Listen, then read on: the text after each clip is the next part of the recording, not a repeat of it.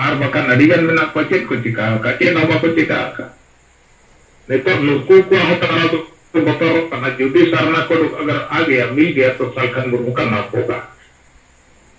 संताली पारसी अगर झारखंड में राजभाषा बन गया तो झारखंड मुर्मू का ही नाम होगा तो होगा ही kami kana dulu dai hitung tai turka तो नवा हो माने अब तो नोट तलारे किचुगान संगठन दो नवा हो हिस्सो सुय मेना अब संतार तुंगा हिस्सो सुय अब संतार तलारे नवा कोन नेल के अब साहेब मेन के आज अब संतार से आदिवासी तो सेता सुप्री कान गया वो और जना मारी होता नवा लगी उनको धार दिसम माजी परगना महल को बिचेर का चेता न करता मां पूजो करता बोला हिस्सो सुय अरे के लगी दे मेतम कना विधो कान भोर मुयर का उयर पर चेता मेतम का बोले दिन बार में अब आपको संतार तलारे जन हिस्सो सुय तो गवाह ठीक का और हिस्सो सुय कारण ते किछु गान और तो बाबू बड़ो कना अब मां बोया को तेंगल जहां के काज करता को जुड़ो कना का विवरण को लगाओ कना कमी लिया वो और वो जीत कर भी उनका नाम होने दी और बहुत है डिटर्मिनेशन हटाओ करते इलाका हम एकदम एक दिन जीत कर करते के होता है ना मां निगल जरूर करते सनाम को दौड़ाते और नेता को और साहित्य किन साथ सनाम नेता को आज मां सराहा और सिंगर जोली चालकों के नाम मां दौड़े कर गया पिक्चर लिख पंडो यहाँ पूर्वी सिंहभूम खंड सिंगल प्रेसिडेंट चित्रा माझी गंके तिकिना कथा को और रिपोर्ट को अंजम किया जगह पादक भारत बंद नवा तनागान बांगा अब नोते ओडिसा रना दो SPSC समन्वय समिति कमिटी मीटिंग के जात मिता है लगी शन बड़ा करना अब नवा बंद के तान रहा किसी होला मेन जनवा केंद्र सरकार विड्रॉ किया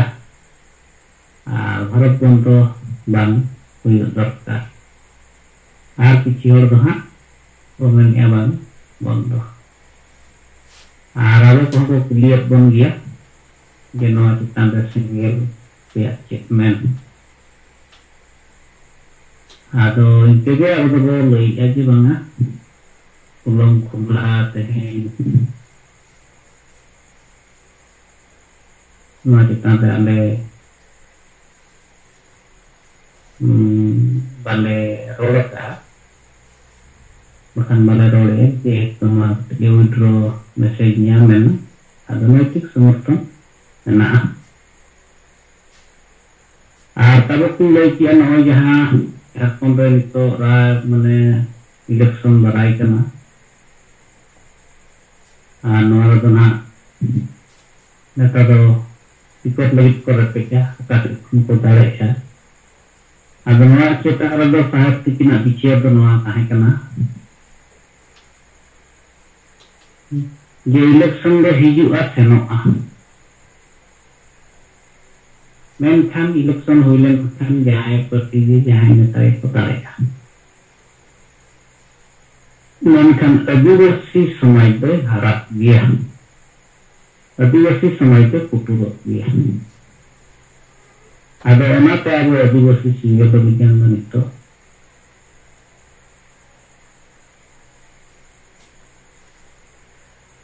राजनीति बदलते नितो समाज नीति रे मेना बना समाज बंचाव कमिटी मेना बना आदो जार निया को कथा तबा को सितरांग गंके तिकिन तिकिना कथा लकाते दो किया आदो मानिता बठन संगे नेता को सेटल दीना आदो मा आपे को कथा कर दो अंजमा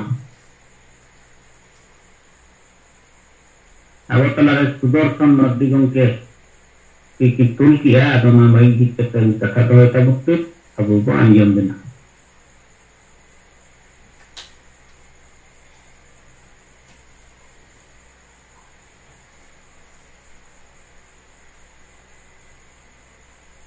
सुदर्शन मार्डी गंके तबो मा अबुन तीबिन तुलकिया मैं घिक कते कथा दोहे तबन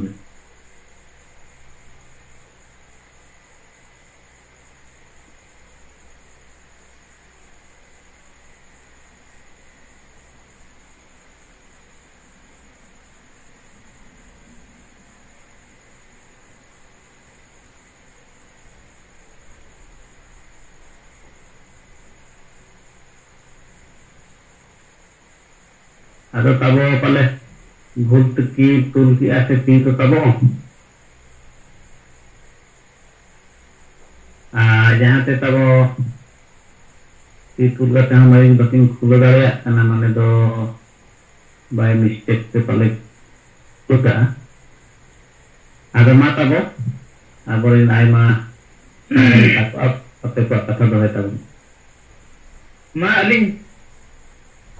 Narayan Kisku Rairangpur zonal vice president सिंगल टी कुसुम ब्लॉक सिंगल परगना पुइलो रे पार्टी जितकरिया दिसम उनके जीव बंगा सलखान मुर्मू मैडम सुमित्रा मुर्मू ज्योति मुर्मू तिलका मुर्मू एआई ओटे पोनत असम ओडिशा बिहार बेंगल झारखंड अरुणाचल प्रदेश त्रिपुरा और बाहर दिसम नेपाल बांग्लादेश भूटान अंडमान धरती जातक सिंगल संस्था इंफ्रास्ट्रक्चर संस्था सिंगल जोहार अब आदिवासी संतान दुल्की हसार लेका खली एकाना अदा उना दुल्की हसार या कथा दो नवा बोमेना रुमु गुलु दानम बारम दन पंते हितसिय भोट किनि इंचिन महिला विरोधी मानसिकता नोना दुल्की हसार खली एकांते आवा हसा वस्ता जति धर्म मान सम्मान इज्जत अवधि और पढ़ा चासपर चक्री नौकरी नवा जिनिस को बाय पिकअप दारिया कन अदा नवा को सुधर बखा खान दो तुम्हारे सुधार या कथा जोखन अब चलू का माची बदल अतु बंचा भंडी बो सहायक संस्था उल्ला है अब जोखन नवा कथा अतु सम रे नितो बो चलू का कथा पटना का इनकन अतु दिसम रे बजाव कन गया अब अतु दिसम रे जोखन नवा ना कथा बो दखल या जोखन को मेता को कना ठीक है अतु दिसम रे मान नितो तो मीटिंग सिटिंग को बो एहो दिया तो उनको मा चाप रे बहाना कथा मा को मेन दिया आपसे चाप कति चाबा जाबो अच्छा ठीक है चाप चाबा कते रे नाले कुदो कति है अदो नितो तो जहां लेका चाप चाबाइन से बाय चाबाइन अदिवासी संस्था दो बुजु रे के मेना आपा बहाना दो तक मेना चाप रे अदो नितो जदि नय ना जहां लेका वो मेना बेकारियो समस्या तुम जो नय ना अदिवासी संस्था रे चलु बकना जहां से वो मेना ताप एने बोल एने क्रिकेट एने करम एने आज पत्ता यात्रा पूजा शिव पूजा लक्ष्मी पूजा हल्ली पूरे मोबाइल टीवी सिर्फ चढ़े कोरे के फोटो को हां लेका अगस्त 15 चलो ना ओकारे दो फुटबॉल गोंहा पारब जखन तेहिन से होला पारम है ना रायरंगपुर जोन एरिया रे ना नो ना सुनो का बोर्ड में ना एकदम पूरे पूरे को जमे लो ना खान ये ओका जगह रे तो ओना डेम नितुम तना ओका जगह रे तो ड्रा का पैसा एम कते एकदम पूरे पूरे को चला इंडिया ले धारे कन के ले लिफलेट चला देंगे अदो ओंडे मा गेवरे ना सिंगल दे मजीव बदल को अतुबो बनतावा अतो ओंडे दन जहां तिना लिफ्लेट इदी लेना 50 टिका नि इदी लेना अतो ओना के कोड़ा कुड़ी को आर नो उनकन धारा को कुली को ठीक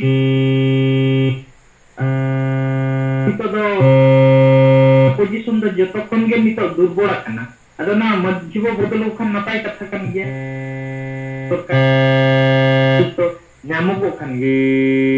kon marang gusi atu kata dia atau ujet bonte atau no pura-pura abo noi jangan kamu menkan itu do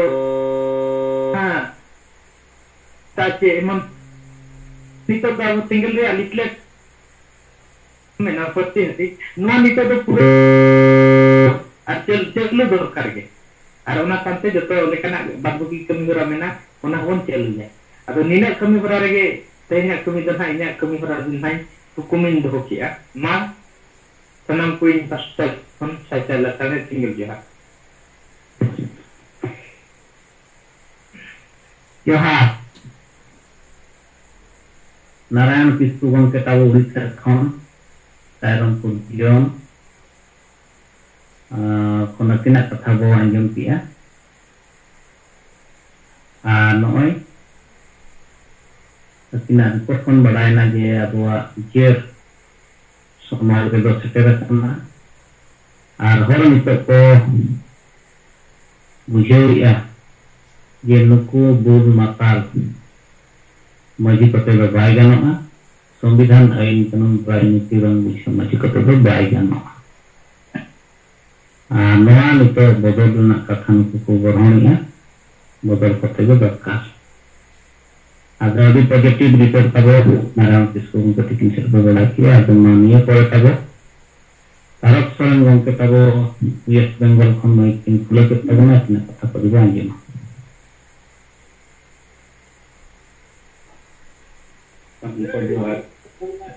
Bengal खाना दिवा फैमिली जो है इन तो ब्लॉक बेंगल सरकार बना के संतन खाना आदिवासी संघ अभियान कर्मसूची तहत कमी पड़ी जहां अब नेता नीति रणनीति तहत को बढ़ाई करता मनका विषय आबोरन संगे आकोरन समाज पे बाय बताया चुका वहां का मेन कारण चार कारण से धरी आबुआ जहां विषय चुकान आबुआ चित्र बदाय और खराब सब्जे चला कारण संगे हो आतो रेगे मेना को उनको ठन जब बार्ता ठीक मत बाय नेता नीति रणनीति बार्ता अब उनको विभिन्न महल को तलाते विभिन्न हर को तलात को आयुरत करना भोट ना महत्व हो बाको बुझौदा और जहां तीना के संगठन को बेरेट करा आदिवासी नितुन तक दुकान को चलाएगा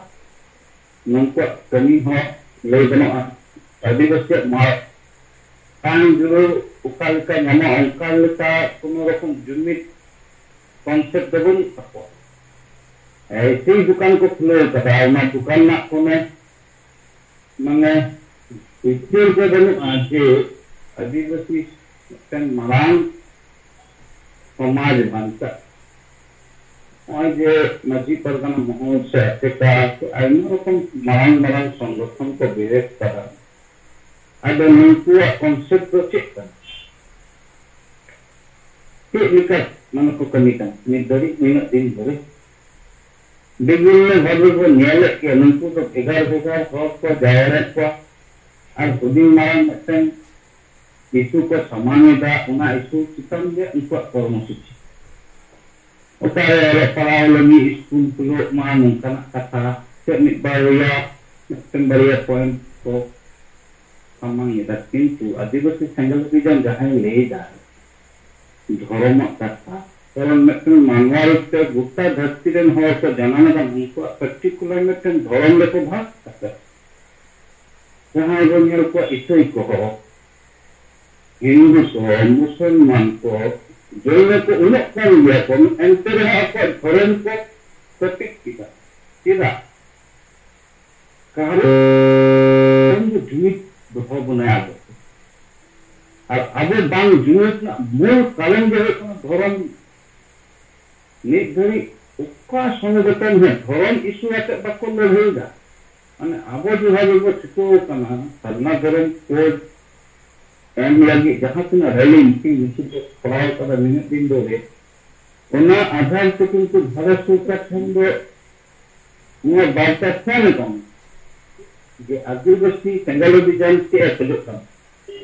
और नई राष्ट्र में का प्रधानमंत्री के आई प्रति जिक्र करा कारण तो चिन्ह गया नहीं कंसेप्ट के कंसेप्ट को बुझो करा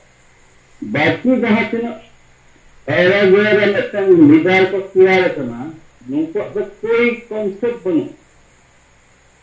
ukal letak letak jikan nak letak dahar benu उनको तो समय किछु कमी किछु इनको कमियां और को दूर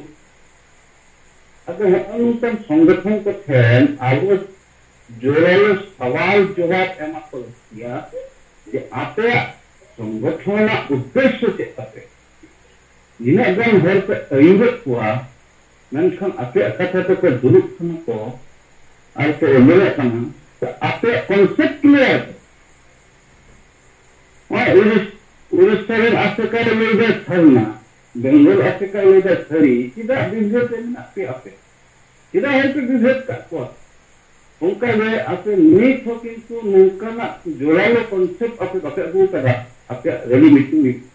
cinta late. Ya le orang ikut mamla le, ale nuansa, ale kerja tenang. Bengal pun ada 44 संगठन को दुनिया देखा. मिशन फोरम को बिना करता यूनाइटेड फोरम यूट्यूब में करता उन्हें फोरम में 42 से 44 की संगठन अंदर बिना हुआ मेंशन यूनिवर्सिटी को जहां को मिला हुआ उनको है पोस्टर के साथ बाकों जहां कॉन्सेप्ट को समान करना नीम दिन बोले उन्होंने कहा नया संगठन जुनी संगठन जहां से बिना करना चला अंदर सुबह ढंगा में लीडर कहाँ करना यूनिट संगठन बनाकर ये सुबह का बाई दिक्कत का मेंकन आगे किंतु ना संगठन को होगा बाको सुले होगा मेंकन आगे राष्ट्रीय में तो प्रथम जहां कथा को ले कदम लेना दिन बोले नया कथा समर्थन लिखा है उनको ठन बात सबाई है अर्थात मुल्को कमी जो हुई करना आदिवासी दिभे माने आलादा करते आदिवासी संगठन आलादा करते निजेरा पॉकेट घुराना कमी करता तेहन धरी जहां दिन लड़ाई आगो को लड़ाई करना नेक्स्ट समाज रे घर को करोगा नेक्स्ट संगठन को करोगा नेक्स्ट है को करोगा इन्हें हमारा हेलो मीटिंग को पूरा किदा दिगान जगह रे मन को हर जागरूकता देबा को जागरूकता उल्टच को बिना को आगे साथे विधि करते सोशल मीडिया रे बड़ी बड़ी उमान करा को निमा बना इतना उमान कारण बदले तो जब गंते जहां कथा उन जगह कर लिखो ले रहा नवा कथा तो सही करना वहां जो नजी बदला कथा ले कर उन को रंगाना धुना को रे बात रे सोशल मीडिया रे अंडी बदना कथा रे हो कांता नीत को बुझोगा अजी लेट से हो ये शरीर का गुलाब में तो जितने हर गए तो उनका संग उनको लेना देना बना समाज गुजू अरवैसा अगर आगे पर क्लियर का जहां से आदिवासी निकुंज संगठन को बिना करना प्रथम था यहाँ से और जुड़े करना नुकु दो एक संगठन का कमी करना तेहिन धरी अब आदिवासी ओका जुड़ू हो जहां से जुड़ू में जो तो को रे हता बन गया कारण अब तलारे जुमीद बनुआ अब नेता ठीक बनुआ नीति ठीक बनुआ अब जहां समाज रे नेता नीति रणनीति के बनुआ उन समाज में आदर दिया नंका छितिर बितिर दे देता हमें तेहन जते पॉलिटिकल दल अथवा जहां से दल को परिचालना दा यदि वो न्याय को उनको अको समाज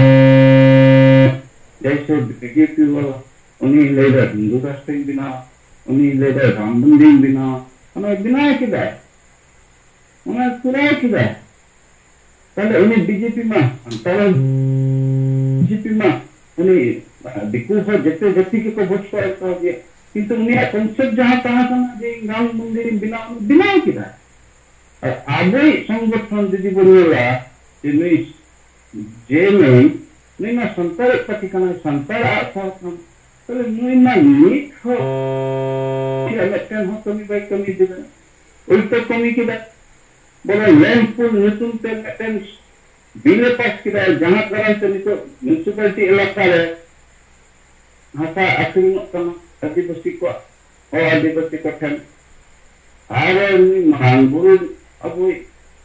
asta nak macam ni onde puni akring ke dia join ko emak ko all kate অর্থাৎ আমাদের নির্ধারিত জেলগুলা ছাড়া উপর হল আদিবাসী কমিরা তো যত গোবর লাগি মেনা যেমন কর্মী কো করলে আলো এসটি আলো নই টিএমসি সরকার নই জেএম সরকার নই বিল পাস করতে করলো আচ্ছা নজরেন যাহা তিনা এমএলএ না কোয়া সংস্থা সে আদিবাসী নুনকু হকো সই কেতা নুনকু হম বড় বিরোধ করে অর্থাৎ নুনকু তো যেতে হলকে আদিবাসী জুরু রজক খান যে হোক নুনকু তো ফিরিগে মেনা কো আদো বিকল্প তো চিকে अब सेंगल रन सेना के वो करे अब नदे है कति दुख लिखा ही रोआ ये सेंगल सेना रन जहाँ से सेंगल सेना को बिनाव का उनको तो न्यूट्रमान सेना के वो बिनाव पहन भली जहाँ से ना जो मीटिंग चला था ना मिट बारिया होल के वो रोड़ी का सीताराम बोल के रोड़ी का और नहीं मिट बार हो अतन और बाहर को रोड़ी का बाकी लेता तो फिर के में आपको अतन दुमको जिम्मेदारी हटा हुआ जैसे नुकु फेक संगठन को कमी करना नुकु हक फेक संगल को कमी करना पड़ता क्योंकि रोड के किसी बार रोड़ा ताले उन्हें जागरूकता पाले करना तो ये समाज रहे आमम नेता करना आमम नीति बदल जितने बदल ताले रोड को चिता आश्रयनिया अलिंगित ऑफिस खोलने बुर करना और मोहम्मद बनुआ एंटर बदली रोड इला किता बांग अमिक बात अपने मतलब बहुत लिखा है नुकु नेता को कला जागरूकता अगु दायित्व इनके इन रोल ने अब आगोरन संगलिता मिकबार कथा जदि को रोल हमें 12 घंटा जूम मीटिंग ते बाय रोड करा जति जते हो को रोल किया अब नदे है नवा जूम मीटिंग ना जहां लाहाते कहां जहां मिटन जूम मीटिंग ना मिटन ऐतिह्य को ना नष्ट को और तो नवा कॉन्फिडेंस को मत करना पड़े लेकिन जब तक हम जे नेहो अब जहां तक को जुरो ना कोन मिकबार अगर तो हम को अंत तो रिपोर्ट जे आपको इलाका रे के विकास कमी चला का बंद चला पेंगला के कारण ते बंद चला का इरा बको गो खाना जनगण इरा बको आजमिदा जनगण अब अच्छा ठीक सही कोई मा तो बे जैसे उन्हें कथा बताबो अब हम इन जते होते जूम मीटिंग रे मिक बार मिनिट बेहो मिक कथा बात करना को तो भाई मा आज नितो जहां अक्तो है तना निद करो ना कोना यदि वो कमिया समाज को बचाओ यदि अब वो कमिया समाज को कुछ कहावे बाय बंचा कारण जहां समाज हासा भाषा जति धर्म इज्जत अवधि बनुआ नि समाज तो आदो गया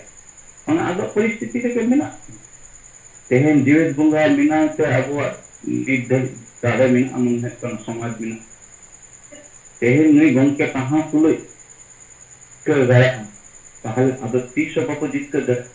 ओना लेकाते नितो लागे खन लागे जते हवा नैतिक दायित्व करना जे जहां लेकाते जहां तीन संगठन को जुड़ो करना नुको गुलामी लेका नुको ओना बुकुआ कारण जते हर तो बड़ी हर बनो को संगठन को उनको वो बुझो को ये देला नो सेंगल रे नोते कहां का करना नुआ कमी बात एकदम इधर करना सेंगल रे दिला वो तेन मिटन संगठन दे के जुरो काते को कमिया नई हाले तो का होना जहां दहार से आदिवासी को पंचा तो चिदा बाबू बरो आया चिदा तो ना फेक संगठन को कमिया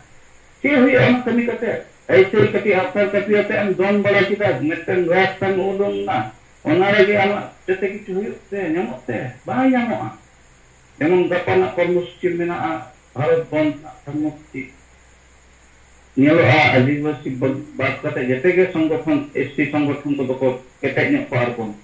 और निला दूसरा अप्रैल रे नुकान बंदी को होले दाम को एसटी को पूरा को समर्थन करते को उदम दिन अंतन आगो एसटी वाला तो जेपी निजे जुड़ू रजो कांग हो जेपी निजे को बुजुक कांग आगो हर को बजे कांग हो जेपी अरे उका समाज रे मिना कोना सामान्य कोना मिटन भोट चेतना जदि बाय तहना आज को मामला रे जेते सुख समाज को उडोंगना दिकुरे जेते को पूरा बेंगल को ताल तलाव इदा दिनम को उडोंगना ना इशू आते अबुई जहां मैं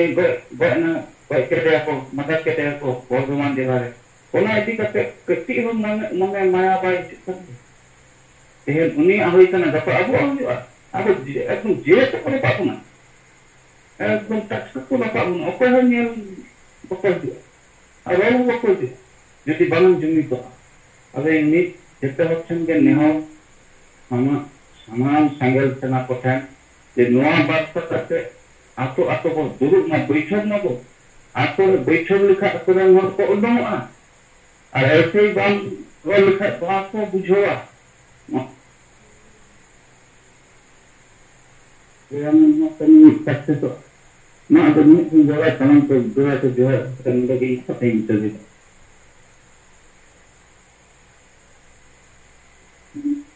Jihar tahu,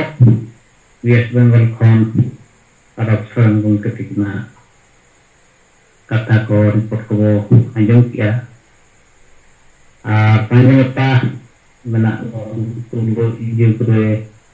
babon dor kan mak putar katakin. Bawa kia. Ado kita tahu mah kalau untuk kita report anjing time tu, arma apa tu kita takut ketawa anjing mah. Ada yang kita ketawa mah semua nak dia, ketawa anjing mereka.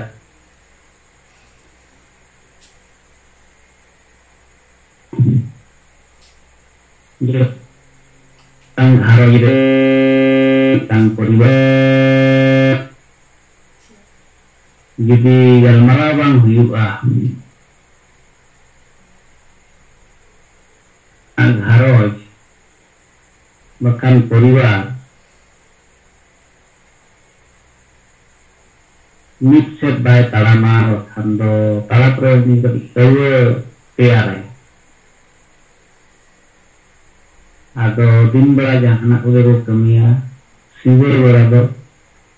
abo buku balik dua ropora anak kecil sahat tikin bilang kita pun sama yukara abo at baja hangi abo magal merawat kalau mungkin kuliah abon tanah yakin kalau ado awak parlimen single parlimen kamu menetah ada poribar single poribar lekat tu saya dok karena yang babon rawa dengan bermain karena dia mahu ketik nasional kata ko poko nitok lekat tu sekolah juga ada taraf yang untuk bikin dan ketika itu mihar bahar be maju mereka palmara huina agar mau tahu ali baik habit aku jangan macam ya arti lekar huina no abadi jangan herko state herko kendriya komite neta pakabo Noa ditandai samikya mana ditandai setak jumlah depan malam mah artinya mata setak jumlah yang beraki ayah yang kebetulan tahu masa bang jadi jangan ini selutar na dan kalau mitra orang nak jawatan 10 minit araborin aja nak takut kata jangan balik amai dikate